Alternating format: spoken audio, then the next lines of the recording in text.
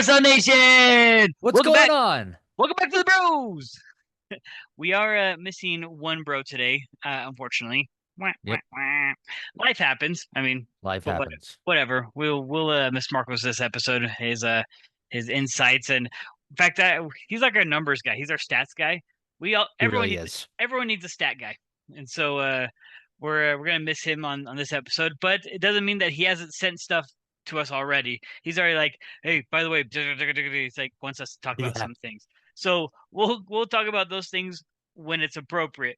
But And also, what? and also look forward to his score prediction at the end of the episode as well. Oh yeah. At the end, in the middle, wherever we do prediction time, we'll make sure he's involved as well. Um, so what's up, Christian? Not much. Just life, Yeah. RSL related. We've got some transfers, transfer rumors, Hmm. some all-star selections, some upcoming games. We could mention about how Portugal almost embarrassed itself, barely squeaking by Oh, a a, a good Slovenia team. sure. We'll say good. Um, And some as Copa America drama. Holy cow. I don't think any of us saw what's happening I think some when of us it did. happened. Not not completely. Not completely. You just don't want to admit that I was gonna be right almost all the time, and it's all right. Um, we do have a lot to talk about, a lot that's going on.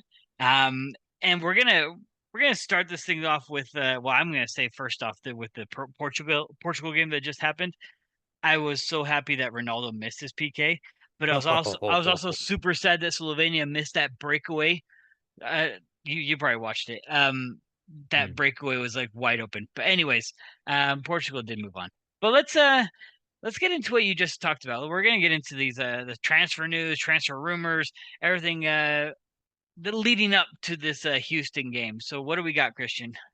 So I think the big one is Fidel Barajas going to Chivas for a reported fee of $4 million plus RSL gets to retain any a percentage of future sales going forward. Business wise, it's a phenomenal move. Are you kidding me? Business wise, Phenomenal move. we bought the kid for We bought 230. like phenomenally. I have an opinion on the other side though. Do it. I mean, I, that's why we're here. um, Chivas is banking a lot on his development, and that's what they're paying for. It's an investment. I Mhm. think it might be a little premature because he hasn't completely shown up on the MLS scene yet. He's Yes. been present, but he hasn't shown up yet. If he had scored a few goals this season, a few more assists, like a little bit more aggressiveness on the ball, it would make complete sense to me. So this is a bit of a surprise for me, but a welcome one. Do you think that Chivas almost wants to take like credit for his development? That's why they're grabbing him Oh, so early. 100%. Because I think they did the same thing with Salcedo, with Carlos Salcedo with us, Oh my because gosh. because Carlos Salcedo wasn't getting barely any minutes. I mean, I don't have the stats off the top of my head, but he wasn't a starter, and the times that he played were very few and far between. So when we sold him off to Chivas, that's when he got his opportunity and just skyrocketed, and we all know what happened to him. I Yeah, think he I, he I think fell off Chivas. hard. Well, he fell off hard after he came back to Mexico after Hmm. his European tour. Um, but I have a feeling that Chivas is doing that same exact thing. To be honest, Yeah, they just want the credit, and I think there's money in Mexico, man. There's of money in course there is. Mexico. I mean, who in their right mind would think it's a great business action to buy a player for $4 million after a team previously bought him 6 months previous for $230,000? Somebody with money. Someone with money, someone with You either the dude's crazy or the dude has vision. you have to respect Liga MX to the point where they're a very well established league. They've been in longer than MLS. MLS just reached its 30th anniversary. Yeah, 30th anniversary. MLS was created so that the US could host the World Cup. It I was don't know how many it, people yeah, it was created after we know about hosted it. the World Cup. It was part of the requirements, though. People was like, hey, if you're going to host a World Cup, you need to create a domestic league. And Right. the NASL was like, hey, what are we? And everyone's like, chopped liver because you suck. Yep. Um, RIP NASL. um, it is kind of No, sad the Cosmos are gone, though. That was an iconic team. that was an iconic team. But so were so many other teams. I can't don't I'm not gonna quote any teams. I have no clue. I was not part of the NASL uh, era. But I guess our biggest everyone's biggest issue with this Chivas buy is that everyone's saying that Chivas is going to ruin Barajas. Now, I know we just talked about the Mhm. economic side of it. Let's talk about the football side of it. Is this a good move for Barajas? I don't know. I think he could get. He's young, and that's the dangerous part. He could get lost very easily in the machine that Chivas is. Hmm. I mean, Chivas has a history of winning the Liga MX, both Apertura and Clausura. Like, it's a big club in Mexico. Hmm. The danger with big clubs is that people get lost. Yeah. I mean, let's take a look at. I mean, a player that comes to mind that kind of endured this a little bit was Jack Harrison. Okay. Jack Harrison, for those who don't know, British player, came up through the Manchester City Academy. Yeah. system Hmm. in the academy and wasn't really getting anything, and then was drafted in the MLS Super Draft to NYC. NYCFC and was pretty successful. Um, and after his stint there, he went ahead and was a at the time club record transfer from NYFC FC to Leeds United. Right. And he did okay with Leeds and then disappeared. And now he's coming off the bench on loan at Everton and he's Hmm. not getting consistent minutes, Interesting. I didn't know he went to Everton, to be honest, because he got lost and one just loses track of people. which is sad. I mean, because uh, I watched the early development of NYCFC with honestly a lot of gusto. Um, one of my favorite midfielders of all time, Pirlo, played for them for a hot minute, Yeah. and um, Yeah, so it was. I think the in terms of players getting lost in big teams, I want to say that yeah, I agree with players getting lost because I think they're underdeveloped or not prepared enough. I I can agree with what people are saying with Barajas. He hasn't gotten that many minutes with us. Sure, he's gotten 2 assists, and there have been 1 or 2 games where he's just shown he's like up there, highlight reels. Mhm. But the other games have been kind of just mid. I honestly Yeah. think he's a good player for his age. 17 years old, he's great. But to be at a professional level and especially going to the next level, if we want to really get into that debate, which one is better, MLS or Liga MX? I don't know, but It I'm going to assume that Liga it's MX is evened. better. It's evened out. Mhm. It's evening out rather. Which is good. That's good for CONCACAF. It's good for North America for that to happen. But yeah, I I I agree. Like then that's why I said business wise makes a ton of sense. But have you seen him play? He's been there, but he hasn't arrived yet. Now, I can see the reason going to Chivas is another way to jump over to Europe or jump to a bigger league mhm, because there's more eyes on Chivas than eyes on Real Salt Lake. I mean, there are eyes here. There are. mhm, But I think there are more European eyes on Chivas than there are Real Salt Lake. I mean, look again, going back to the Carlos Salcedo thing, he jumped from Chivas to Fiorentina, from mhm. Fiorentina to Frankfurt, to from Frankfurt. Oh, where did he go? Another German team or something like that. but it was a huge jump, and he ended up becoming a star um, Hmm. from all those jumps. I don't know how much Chivas had to do with his development. I think Real Salt Lake had a lot to do with his development, hence why he came from our academy. But Hmm. I don't know. This move, um, soccer wise, is going to be a tough one for him. Yeah, it will be. Yeah. Um, but I think, eh, you know, since he's currently declared for the Mexican national team, Hmm. which, if I were if I were the Mexican Federation, I would be watching him with a lot of interest because unfortunately Mexico's a shadow of its former self right now. There was a point, I mean, I kind of hate to say this, but there was a point where honestly they could have been in a if they played a World Cup right, they could be World Cup contenders. Hmm. Yeah. Previously, not now. Yeah. I No. think No. No. I think now the big three in North America, the US, Canada, and Mexico are getting pretty evenly matched. They're And even. You there are. I bet you anyone who's listening to this who's a U.S. fan will be like, "Yeah, right. We've been ahead of them for years." Well, maybe, not that probably. long. Has it been years at this point? Yes. Has it been that long? No. In the huge long history of things, In the not really. past 20 years, past Yeah, 10 years. it's going like this. Hmm. But it's trending upwards, at least for the United States and Canada for sure.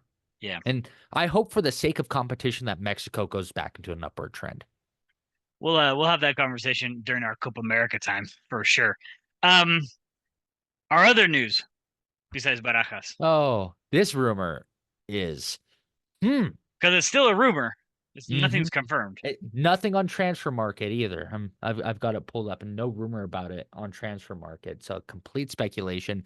Gavin Beavers to Newcastle United, a good Premier League team. Right? That's crazy. And we were taking a look. It's like, okay, why? Why would they Why would they even the entertain that? the three keepers on their roster right now, all between the ages of 32 and 35. I'm not gonna say that's old because I'm between the age of 32 and 35. I mean, me too, but for an athlete and for an up and coming keeper like Gavin Beavers, Hmm. someone who could, if he continues to develop and perform, easily U.S. men's national team starting goalie. I mean, he has to be. I mean, with how he's playing with the U19s right now, I Oh bet you my anything. gosh. I bet you anything. He would be called up to the U20s next season.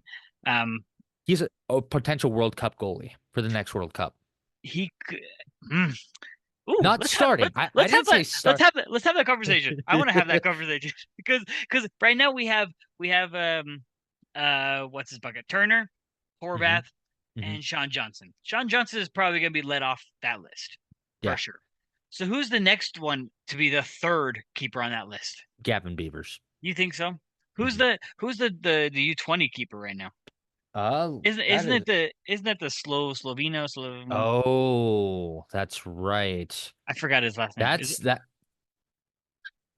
you see? Um, That's a battle right there. that's a good battle. That is a battle that the U.S. system wants, though. Right. Um, What's his last name? Slonina. Slow. uh, I know. Now we're all looking it up. Like oh, he's not U20. He's got to be U23. U23. Yeah. So between Gavin and him, they're the next up and coming. If Gavin doesn't get onto the U20 the 2026 Schulte. World Cup, No. no. Slonina. That's it. Slonina. Slonina. There we go. Yeah, Slonina. Um, if Gavin doesn't get onto this World Cup roster, 2030 for sure. Oh, It has to easy. be. Has to be. Easy. He's a world-class keeper. Like if he doesn't go, I mean, an RSL player to Newcastle, that's big. That gets Real Salt Lake notice on the international level. I mean that's how Atlanta got international recognition because what's his bucky? I can see his face. Almiron went to Hmm. Newcastle. Yeah, Miron. Yeah. And that's what attracted Geomakis to Atlanta United. It's like, oh, wait, I see Miguel Miron played there for a few years, did well, won a title, went off to Europe. Yeah. So it's what's going to happen If RSL plays its cards right, it can develop championship winning teams that are able to sell players off to Europe so that at least Real Salt Lake so that Real Salt Lake joins the ranks of LA Galaxy, potentially LAFC, Atlanta United, and people Seattle. are Seattle, as these are good second tier teams to hop off to go and play in Europe. Hmm. Yeah, I And can. not just like anywhere in Europe, the big leagues in Europe, talking England, talking Spain, France, Mhm. Germany, the Netherlands, Yeah, the yeah. leagues that matter. What? Then what? Did somebody Now, say Turkey? No, nobody said Turkey. no one said Turkey. Um, so then, I guess since we have that rumor going on, there are other rumors, but what I want to focus on is other players that could possibly leave us either this transfer that none of us are thinking of, or who are going to leave us at the end of the season, You mean like Gomez? like Gomez. That's a Oh, that's a dangerous one that we need to replace. And big time. that's gonna be really tough because I think he's a diamond in the rough. Either that or he got put into a correct situation. Last season was a like getting broken in. This season, I think we had the right chemistry in order for him to flourish. Hmm. And that flourish is now gonna is reaping us benefits because I'm pretty sure we're getting offers left and right for him, either for now Probably. or for the end of the season. That I was think that. he would want to stay through because there's a legitimate championship chance this season, and he would want to see it through. Yeah, I and mean, it's not like he's slumping off either. oh no, and he cares about this team. He cares about the results. Being in the press conference with him last week, like he was so sad. Mhm. Like players that don't care, they're like, whatever, we lost. But he was just so broken. So he cares about this team. Salt Lake is currently his home. Mhm. He's o- he's I don't think he'll ever get over the cold, but he does love it here and he loves playing here. Yeah, yeah. It's you can It would see it. You can see it. it would behoove RSL to hold on to him for another year or two, I think. Yeah, If we and can. and I guess Unless maybe rounding off the rest of the players that could possibly leave. I guess we have to include Luna in the conversation, yeah, but I think personally his stock has gone down a little bit compared to what agreed. he was at the end of last season. I don't want to be the Debbie Downer. I don't want to go back to my Diego negative thought ways, but I think right now we're on overhype for him. I think that's it. I just it's a little bit of inflation. Not saying he's not valuable and he's not good, because he Mhm, absolutely is. If mhm. he can I think where he was trying to be a goal scorer, he needs to settle into being a playmaker. Yeah. And if he can solidify into being an invaluable playmaker, like an Iniesta type, Hmm. he he will go wherever he wants to go. Yeah. It's funny you should mention that since he came from the Barca Academy. But um, yeah, I think that's Luna's spot should be playmaker instead of goal scorer. I think we Mhm. expected a couple more goals at him. I think we expected him to be more like Gomez is this season. That's what we Mhm. expected out of Luna. That's not his role right now. I think his role needs to be the supporting side of the left side because we've talked about this over and over again. Our left side is our weaker side. So if Yep. our weaker side can be our playmaking side, um, then it's just a support for Chicho and Gomez. And I think there are going to be a lot more assists coming from Luna this season. A lot more. And I think that's where his They value is going to go back up. it, they need to make the silver boot an actual trophy, because Yeah. imagine if that was an actual trophy that people fought over, we would see a lot more high quality goals in this league instead of the standard MLS goal where it's just screamers all the time. Yeah. I mean, we like screamers, we like goals, but me and you, I think actually, do I know you? Do I even know you? Do you Mm. like tiki taka football? I do. Okay, good. Then I I do know do you. like tiki taka. I I think tiki taka is a solid strategy. It's what that Barcelona team that dominated for close to 10 years. Hmm. Tiki taka was their go to. Yeah, And I don't think we've ever seen a team in any league, right, even right now, that are doing that. yeah, yeah. It's true. I think now this RSL team is getting closer to that than the RSL team that we had back between 2010 and 2013. Hmm. I think we have all the right components. Now, the difference I think between that team and this team is that there's a lot more transition in terms of Hmm. players moving in and out because of how good I think we are getting. I think there's going to be a lot of movement. Stay Yeah. tuned. Stay tuned. Stay tuned. And but hopefully I would love to see some more attractive European talent come to Utah.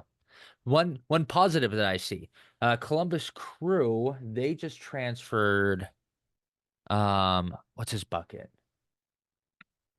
I don't know. Hold on. I've got it. Aiden Morris to Oh yeah, Middlesbrough. that's true. Yep. Who just came to RSL from Middlesbrough? Ah, Crooksy. Okay. Crooksy. So we may not necessarily attract Premier League talent necessarily, but we can attract solid championship league talent. Yeah. Because I would say MLS is a step above the championship Okay. I can see it. I as think a whole. I think it goes with the same claim. I think everyone says that. I think RSL or most MLS teams are middle table Premier League teams. Yeah, Yeah, which is that. fun. Honestly, like we're that to our listeners and our viewers, that's not a slight at all. That's actually exciting. That's awesome. I mean, you bring a Crystal Palace here to play us, and it'd be fun. I mean, wait a second. I Wait a just minute. got an idea. Blitzer. Right? Bring them in. I'm just saying, on their summer rotation, I mean, granted, we have Leagues Cup now that occupies our time during the summer, but that'd be Mhm. a really cool friendly to bring in the Blitzer group, one team from the Blitzer group to come play us. That'd be so fun. That'd be awesome. Um, And you Crystal Palace fans out there, you, I know you're there. Come yeah, on out. sure. Um, you could have a great time at Rio Tinto. I mean, look at this stadium behind us. Yeah, Who, who seriously, doesn't it's want to play there? who doesn't want to play there? It looks nice. Anyways, Ugh. I uh, do want to quickly address one last transfer rumor that was okay, quickly debunked, but in a sense, could still be fun. okay, The Weston McKennie to RSL. yep. Now, this I saw it all over RSL Twitter for a good day and a half, but um, obviously not happening. Weston Yeah. McKennie is a great midfielder, but should stay in Europe. You should stay Eh, out of Utah. I, His nightlife does not match Utah nightlife. Utah doesn't really have a nightlife, which I think is fine. Sure. Thomas, you're gonna regret it for the rest of your career. Um, Yeah. Yeah, it that one was debunked for the fact when I first saw it, I was like, the heck? That was weird. But one last comment before moving on. They did say that with the Barajas sell and with a possible Gavin sell on, which that's still rumor-ish. Um, definitely with the Barajas sale, they're planning on using those funds this transfer. My that's friends, that's $4 million that we can. that's a lot of money. I don't know if you know that, but that's a lot of money. So I don't know who to expect, what kind of player to expect. The only thing we can go off is what we've been told by all the front office people is that it's not going to be a starting role player, but it's going to be definitely a bench supporting role coming off the bench ASAP kind of thing. Oh, and one last thing to kind of fuel the Gavin Beavers to Newcastle There's a lot of one last things rumor. here. Uh, it's been reported on Yahoo UK. Oh, He made British news, big British news. okay. So that's it's getting pretty serious. That's exciting for him, though. We love beavers. Ha! Anyways, it's a family-friendly show. Family friendly show. Let's get into these games. Ooh, We got two of them this week. This is gonna be it's gonna be crazy. I'm nervous actually about the Houston game. All right, tell me why you're nervous. Let's get into this. Houston is consistent. Okay. Um, and for me, taking a look at Houston, uh, it's Latif Blessing, who's A pain. always a pain. Hmm. Um, Pereira's great, and Aliu's been great. Yep. Um, so they've got a lot of attacking possibilities up front. A Yep. lot from their left side, which is our strongest defensive side as well. So that does match up well. Yep. Um, Now people are like, what about Hector Herrera? Hector Herrera, no, He's a non-factor for me, to be quite honest. I agree. mean, if you're gonna, since we've, is this the first time we're playing? I gotta check. Is this the first time we're playing them this season? I think it is Yeah. Okay. Compared to the last time we played them, our strategy has changed with some personnel change. We're we are incredibly. we are now a high pressing defense slash offense. So anytime you high press, especially in their defensive half, that's where Herrera lives. He lives Yep. getting the ball deep. And so if you can press that, he's not going to be able to do much. To be honest, Mhm. that's what I think. If I were a Th- coach, I'd be high pressing him. There's one thing that I think that we are fortunate this time is that Karski is out on international duty. Yes, yes, he Because is. if anybody remembers how Houston had our number last year and just tore us apart, he was the key to that. Yeah, He could read us like a freaking book. yeah, And the fact that he's gone, and deservedly so, he deserves every international opportunity. He's a fantastic player, yeah. and we benefit from him being out. Yay! Thanks for being out. Well, and on top of that, technically, he could be back for this game. I guess because Panama is out, right? I mean, yeah. I mean, it's all gonna be Actually, no, because no, tonight it's all they're playing. dependent on tonight. It's all dependent on tonight. But I don't think I'd if I'm Houston's head coach, I don't bring him. I don't put him back on field immediately after international duty. By the I way, let I, him I rest. I don't know if you caught that. I was being a little bit positive. I thought that Panama was already out. So Hey, there you go. That was me being nice. I'm gonna ream on him in a little bit. um, so with like you said, for Ferreira is really good, but I think from what Marcos told us, I think he only has 4 goals on the season. If I'm Yeah, he only has 4 goals on the season. 3 of them he scored 2 games ago against DC. So so it's not like Ferreira is going to be like this huge um influence.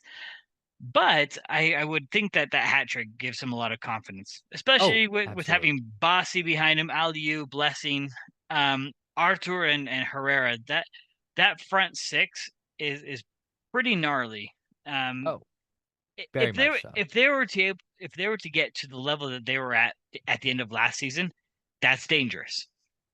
Yeah, But like you said, they're consistent, and this season they're consistently mediocre, and we got to bank upper on that. mediocre. Yeah, we have We to. have to bank on that. Um, and they're also coming off of a high of being unbeaten since May 25th. I think that's like 5 or 6 games in a row that they are unbeaten. A lot Yeah. of them draws, but they're still unbeaten. What is it like to have a team that doesn't lose for a while? What does that do to confidence? Hmm. I don't know. Let's just throw out a number. 15 games. That's a yeah. But I think where the matchup is going to be at, where it's going to be really difficult, is this is assuming Chicho's going to start. I'm pretty sure Chicho's going to start. The matchup is going to be Chicho and Michael. Michael. Oh yeah. Yeah. Oh yeah, absolutely. He's a So, solid defender. I mean, you don't see a ton of like stats about him, hmm but the and best he's a defenders are young one very too. quiet. He's a Mm. young one. I mean, so Yeah. is Chicho. Chicho's 28, 29. Yeah, 2029. I think he's turning 30 this year. And we love him for it. We're going to throw him a big birthday party. Oh, are you inviting me? Yes, you're invited. And so just looking at this team, I think it's going to be a solid battle. It really is. Hmm. Our team's going to be trying to recover its confidence. and they're coming in confident. Yeah. Um, I think a lot of it is going to have to be on the side of the fans. The fans have to show up. Nothing it kills a team's spirit more than you have a 15 game winning streak, you lose, and people will stop coming because like, oh, it's like that. Yeah. And Yeah. don't show up. The team has to show up. It's the 4th of July the next day anyway. Where are you gonna go? Huh? Well, here we go. This is Huh? Huh? historically speaking, what? Stop. Historically speaking, this game is usually the one that's mostly sold out because of the fireworks. But going to your point that lack of crowd support kills teams, Colorado is enjoying one of their better seasons right now. Good for them. Yeah, good for them. But their attendance has gone down 5% from last year. Interesting. There's a graph, I can't remember where I saw it, Twitter or somewhere else. They're measuring the percentage of increase or decrease of attendance per team at this point in the season last year, Hmm. and Colorado's was higher last year than this year, Interesting. right? Could be a number of factors. Ticket Hmm. price. Obviously, everyone has lives and personal circumstances change, but it's interesting that because of they're playing better than they were last season, and yet they still can't get an increase in attendance. But granted, their stadium is also out in the middle of Timbuktu, in the middle of a Yeah. industrial zone, so it's not the best stadium location ever. Bully on whoever picked that. Yeah. So with this Houston game, any other matchups you're looking forward to? Mm, I mean, mm, I mean, Say it. Alio versus Katranis. That's gonna be wicked. That's gonna be so fun. Because Actually, would Aliu be? No, he wouldn't be no, against no, no, no. Catranis. It'd be Blessing versus. Oh, Katranis is gonna walk all over Latif Blessing. Yeah, it's gonna be Aliu, and I guess let's debate this. I think Oh, because who's our lift back? who's gonna be our right back? Right back. Or right back. Sorry, sorry, Yeah, sorry. Yeah, yeah, yeah, I think because I personally think Houston brings speed. yeah. Hmm. With speed, who do you put in? I don't put in Brody. I put in Bodie. Oh, okay. N- I could see the argument for that. I could see the argument for that because now, what the about this? Who's in the center back? Vera and who else? hmm, Oviedo? maybe Oviedo get some Qu- experience there in the Quinton? center. Ugh, I Do you mean, put do you put in Quinton for height, Vera for speed, Bodie for speed, Catranis for speed and dog? Katranis isn't a midfielder though. Or sorry, center back. You wouldn't put Catranis as a center back. No, I said I wouldn't put him as a Oh center yeah. back. So yeah, that's the argument that I sent that to Probably Marcos. Oviedo. Probably Oviedo. I would if I have to pick between because speed there's no discussion of speed in our center backs right now. So I'm going to go for experience and health. And right now Oviedo's healthy and has tons of experience. Yeah, I I'm mean, good. actually I'm actually slightly surprised he wasn't called up for Costa Rica for Copa America. Yeah, Slight. I'm not I said surprised. slightly. Fine, but I'm not surprised at all. Um, because we all know we already know Glad is going to be out for Mhm. a little bit more. Don't have the exact number, but I agree with Oviedo coming in. Let's just I that's the thing. I don't know. I don't know who it's going to be, but if we're going to go with speed, it has to be Oviedo. It can't be Mhm. Quinton. Unless that's not the strategy, and the strategy is to control Ferreira in the air, then that's I was gonna say because just taking a look at the, Houston's lineup and they do there's a high number of assists evenly distributed among that team, especially if yeah. you look at Thought Mob's last game's uh last starting 11 stats, Mhm. tons of assists. Yeah. mostly from Aliu and Bossy, which means they are gonna lob that up into the middle and try to beat our back line, which is weakest at the center right now. Yeah. Yeah. So that's why it's a coin flip. It's a coin flip for me. But if we're gonna go with speed, I would go with Oviedo. If it's gonna be a game of height and crossing the ball, it'd have to be Quentin. Quentin. So I do uh, like Brody on the back though. Bodie. Bodie, not Brody. Brody, you're great, but we're adjusting here. Yeah, Bodie on exactly. the back, he did ball out Yeah. when he He last played. balls out the center back, balls out at the right back. So think definitely a Bodie for sure. Let's let's do a prediction time. Let's see. What do you got, Christian? Uh, Give it to me. I think RSL can find its way back to its winning ways. I think we'll give up an early goal. Okay. But I ultimately see a 2-1 win for 2-1. RSL. Okay. All right. I think this is gonna be a game of speed, and I think we're gonna win in that game of speed with everyone that we have in our starting lineup. Everyone's pretty fast, except for maybe a one or two defenders, Mhm. if we put the wrong ones in. But I think this one's gonna be a 2-0 for us. I think we're gonna keep the clean sheet. Marcos. Ah, like that. There we go. That was a perfect pause.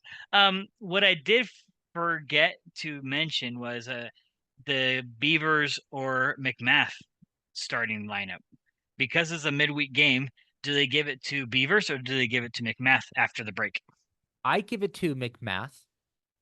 This is a higher profile game than the Atlanta game. I Okay. would McMath this game, Beavers the next game. Okay. That's what Marco said too. So we'll see if he says that in his prediction time too.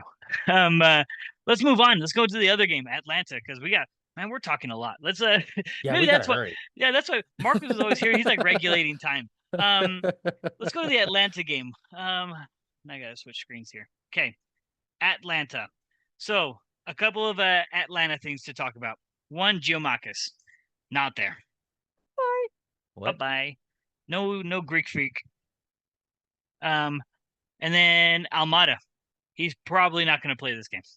I think he's already played his last Atlanta game Mm. before he goes out to Botafogo. Which is a kind of a weird transfer, in my opinion. But It's all kind of related. I read yeah, some is like he's gonna go Botafogo, then he's gonna get loaned out somewhere in Europe or something like that.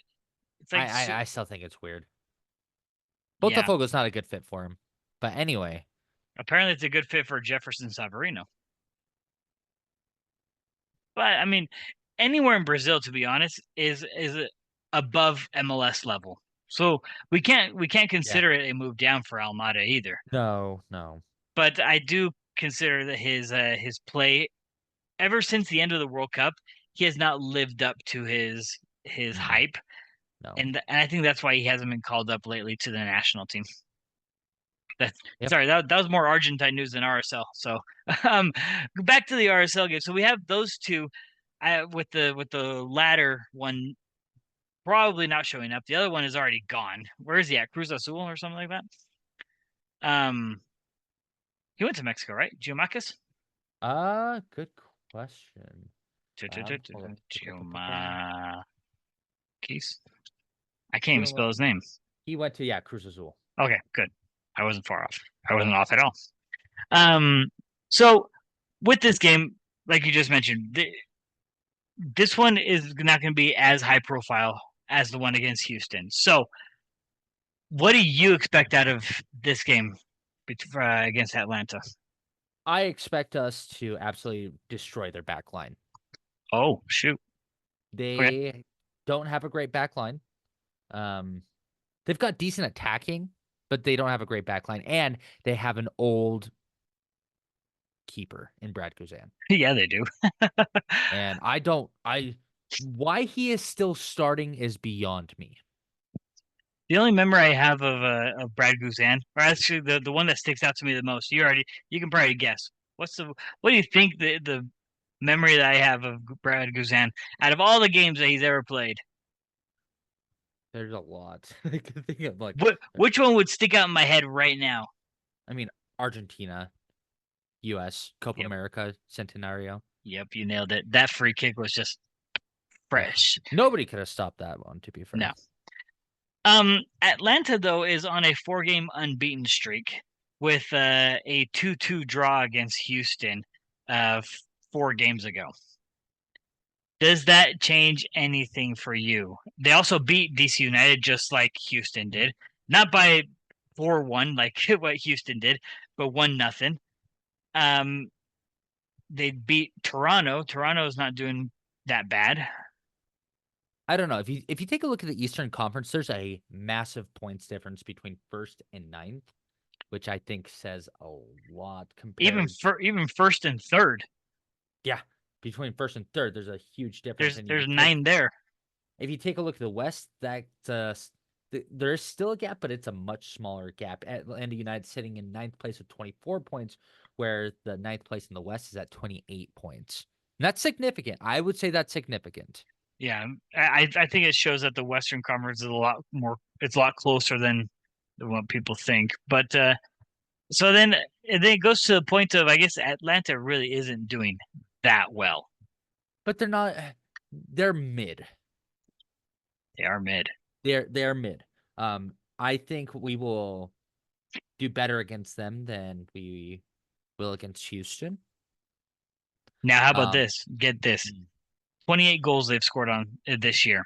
Okay, 11 of them have been between Giamakis and Almada. that's concerning.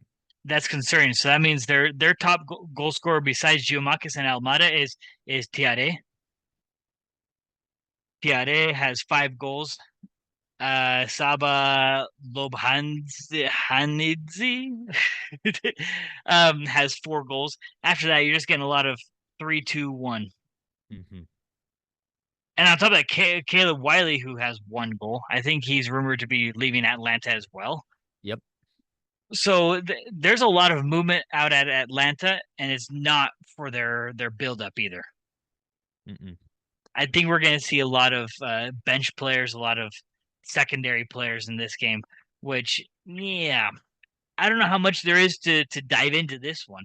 More like I guess it'd be more on our side. Who should we be playing after a Wednesday game? Because we do have one full week, a normal week after this Atlanta game. This is a good time to have some rotation in, for sure. That means I could easily see Anderson Julio starting up top. Maybe even a Noel Caliscan start. Yeah, Kalaskin. Maybe a heck. I would like to see Palacio get more minutes. I mean, Yes. he was starting to bring a lot of positive. He's coming out of his shell more. Yeah. Yeah, I agree that this game would be a good rotation game. Um, but let's just do a prediction type for this one because there's not much more to say on this one. So Marcos, take it away. Um, you're really good at staying still. Thank you. Um, so I'm gonna say this was gonna be pretty easy. This was gonna be maybe you know what? Let's just ball out 3-0 for RSL. Ooh. Okay. Yeah. I'm saying because we're rotating, I'm saying 2-0. Okay.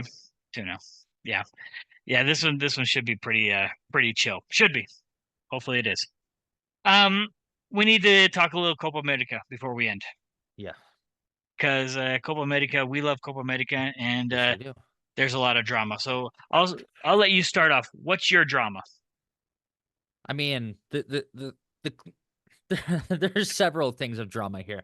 Canada outperforming expectations for Hmm. most people. I kind of thought they would do this well. So, um, Mexico being eliminated this early. Yikes.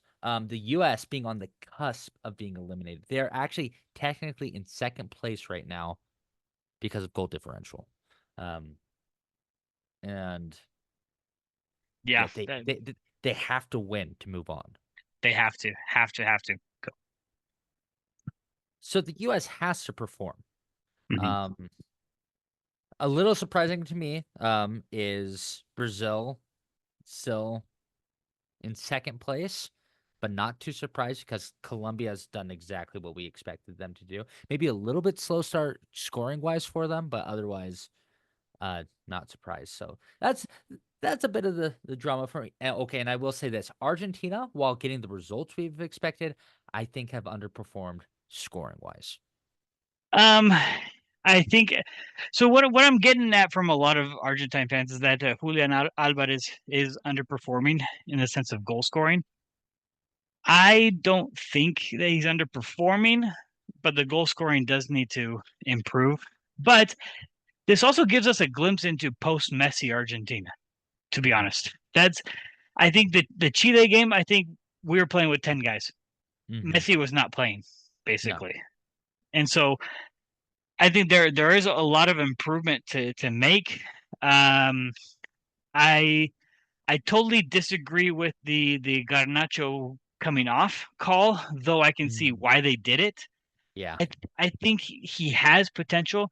They were saying on the Teise Sports broadcast, they said, "Look, Garnacho is not your normal Argentine player. His idol is Cristiano Ronaldo. So what will he do?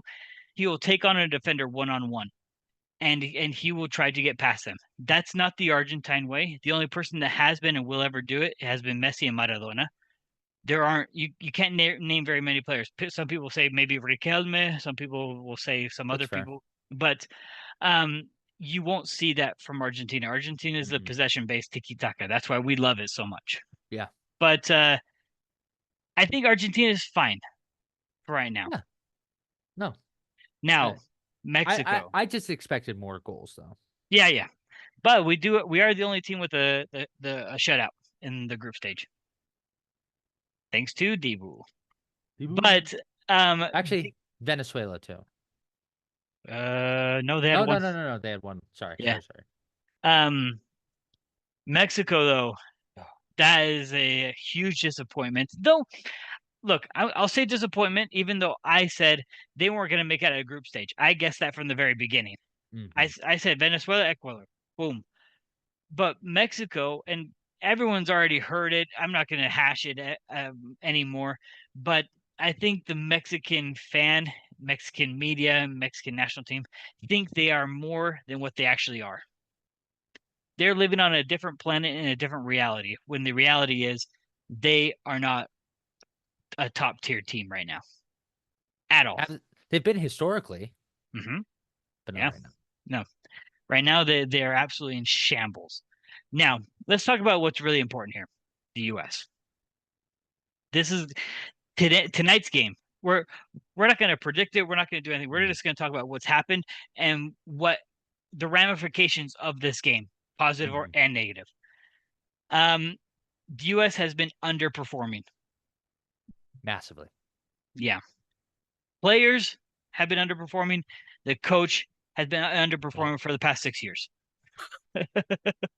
um, this game is huge in the sense of um, reports have come out saying that Uruguay is not going to be playing their backup their backups their bench. They're coming out with the same exact lineup that came out against Yes, they Bolivia. should. Yeah, I mean because Marcos was saying they don't play until Friday. That means that many days that their starters won't be playing. So might as well Hmm. get them the games, get them acclimated to this is their only test of this group. Yep. It happens to be the last game of the group, but this is the only test that Uruguay has before going into the quarters. And this is the US's last opportunity to solidify their chance into the quarterfinals. Right now they're in, but who knows how Panama's gonna react against Bolivia. It could be that Panama blows them out 3-0 to Bolivia. Hmm. Could be. Or it could be that because on paper both teams are equal, that this could be a Bolivia maybe puts up a tie. I don't know. Your thoughts on the US's eventual I guess matchup tonight.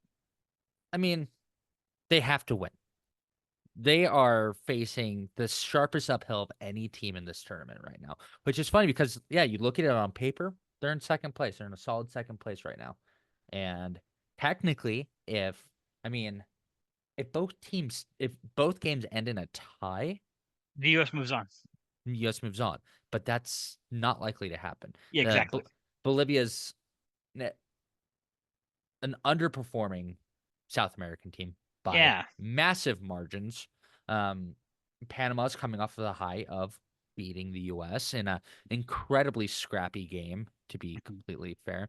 Uh, and yeah, the U.S. has been underperforming player wise. Player wise, if this U.S. team clicks, they are phenomenal together. And that's the high that Greg Berhalter's been riding off of for the 6 years, just because this US team has chemistry together. They hang out, they're friends, they do stuff kind of a lot of like what you see with Argentina, just not to the same level. So calm down. No, no, no. Um, I but have something to say regarding that but too. and it makes a big difference with this team. And these are the best players the US has ever produced. No argument there. No That argument there. so And the yeah. only argument I have though is that I can understand that they're hanging out, that they know each other, that they're best friends off the field. Same with Argentine players. Great. Now, for me, it goes all back, and I'm pretty sure you'll agree with this, to the culture that the federation has, the Mhm, the the standard of football that the country has. In Argentina, they are training their kids from young to play soccer. Period. mhm, It's in their blood. Here in the US, you don't see kids going out and playing soccer on their own a lot of the times. If they do, one, they either have grown to love the game, or two, they have it in their culture, in their home culture. mhm. Um, and I won't say Hispanic or European. It's just anyone Home that's culture. home culture. So here, there's a lack of soccer culture, and when you don't have it in your brain, in your blood, to just play all the time, it doesn't come naturally. And so when you grab all these the best generation that we have of US soccer players, you get them together and they play well individually. They understand the game, but the full on chemistry in order to elevate to the level of top tier teams, I don't think is there. It's not Because quite there. I'm not disagreeing with that. because there's no identity. Because the way that Argentina plays tiki taka, that's taught from Mhm, the infant level. mhm. Tiki taka. England, they have their own style of play, which we all call it the kick and run. That's just how they play. They're more physical, aggressive. But Mhm. the U.S., what's our identity? What's our style? What do we play? We don't really have one. We don't. And so I think as much as we want to say that, yeah, we have the best players of this US generation playing for us right now, there is no identity, and therefore on the field it's almost like it's just a dogfight. It's just like, all right, let's just work our best, let's just do our best and make our best passes, make our best runs, crosses, etc. Let's take advantage of our chances instead of actually sitting down, strategizing. What's our identity? How are we going to play? And let's stay true to our identity according to whoever we're playing against. Mhm. We are 50, 60, 70 years behind still internationally. Yeah. In terms of federation, Yeah. individual players, we're up there, I think. Mhm. And look at the high level that we are performing 50, 60, 70 years behind. Yeah. Like that says a lot. I mean, that means when we're decrepit and old and the World Cup happens in 80 years, we might win one. Um, I mean, I hope that with the amount, my argument has always been, we have 350 million people inside this country. You can't tell me we can't find the best 23 players that this country can offer and go up against any other country. you got to make it. The thing is, you have to make it as attractive as the rest of the sports, Yep. because think about what just happened at the college level with now players being able to take on sponsors and things like that. Hmm. They're gonna be in the high visible, lucrative sports: basketball, football, gymnastics. Hmm. Um, and unless we can get soccer to that same level, Yeah. Hey, but American football is at that level apparently internationally. The Japanese national team beat the U.S. national team. That was flag football, but still. Was it really flag Yeah, football? it was flag football. Dang it! But still, it's our sport. Right. So, so yeah, that's Oh. that's my biggest argument. So in the end, I I won't be as blatant as Marcos, though Marcos is for me. I can see his side of the story. I want the U.S. to move on, but my Mhm. fear is that if the U.S. moves on, the Federation is Or going to halter stays. Berhalter stays, and the Federation takes it as a breath of relief. Both Berhalters need to get out. All Berhalters need to get out. Just get out. I honestly, I would love Pablo Mastroeni as a U.S. men's national team head coach. He was a great player. I remember him mostly for his 2002, and I think that's the only World Cup he played in, with his big dreads and everything. But I remember him just dogging it. He was just a dog out there. He has the mentality that he preaches about. And we need somebody like that as the head coach of the United States. Greg Berhalter, Greg not it. Berhalter has never won a title in his managerial career, ever in second division. Someone posted it today. That's why I'm You meaning at the club level? at any level. The only title he's won is Gold Cup and then the Nations League, which Mhm. Nations League is I, made up I and don't know where that it just came out of nowhere, and we're like, we're supposed to care about this. yeah, Like, I love watching the U.S. beat Mexico, but we're supposed to care about this. yeah. And I guess what really bugs me, do I have it up still? I do have it up.